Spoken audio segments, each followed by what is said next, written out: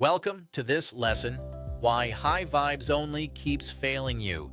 Today we're looking at why forced positivity often creates more shame than healing. Hi, I'm Matt. If you've ever tried to manifest something and felt like you were failing because you couldn't stay positive, you are not alone. By the end of this lesson, you'll understand why constant positivity isn't the goal and how shadow work actually creates a grounded foundation for change. Building on our previous discussions about awareness, we're moving from managing our vibes to integrating our whole human experience. The High Vibes Only slogan promises a lighter life, but it often layers spiritual language on top of emotional illiteracy. It turns pain into a vibrational threat. When spirituality insists only joy is acceptable, it becomes a sophisticated kind of self-rejection. You feel bad for feeling sad and ashamed for being anxious. Manifestation isn't magic. It's the ongoing conversation between your inner world, your beliefs and body states, and the outer world's opportunities. It's the pattern that emerges when these inner and outer forces dance together. It's not just what you want, but who you are being consistently.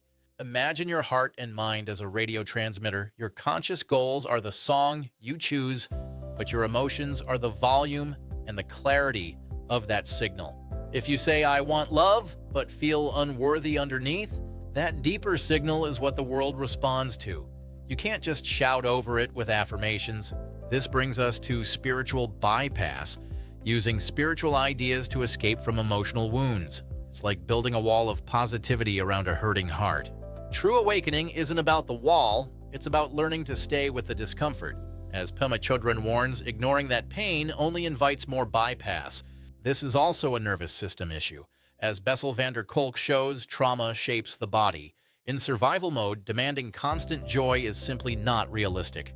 When communities ignore this reality, they re-traumatize the very people who need support.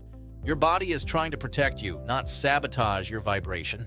The irony is that these low feelings carry vital information.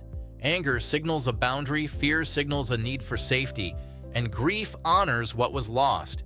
When you push these away to stay high vibe, you silence your own inner guidance. You suffering, and then you suffer for the fact that you're suffering. This creates a double bind. You knit the pain more tightly into your state of being by trying to erase it rather than meeting it with compassion.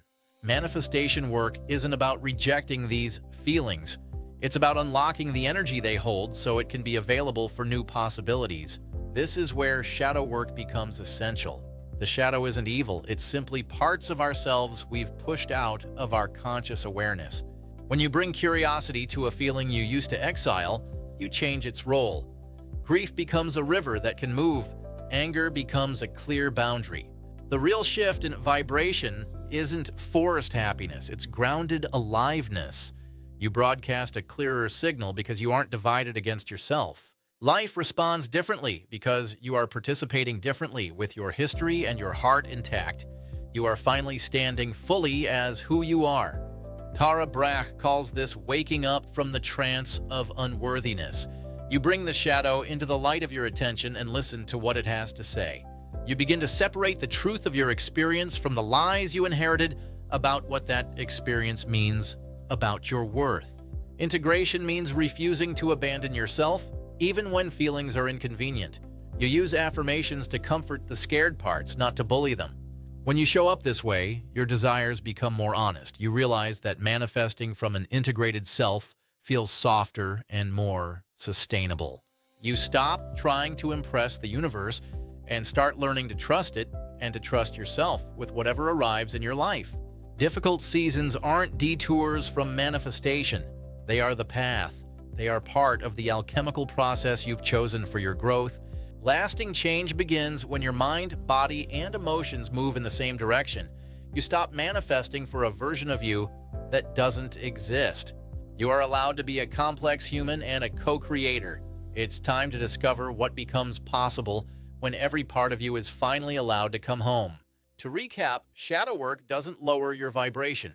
Integrating difficult emotions creates the grounded foundation you need for true transformation. In our next lesson, we'll dive into the power of radical presence and how to practice it daily. See you then.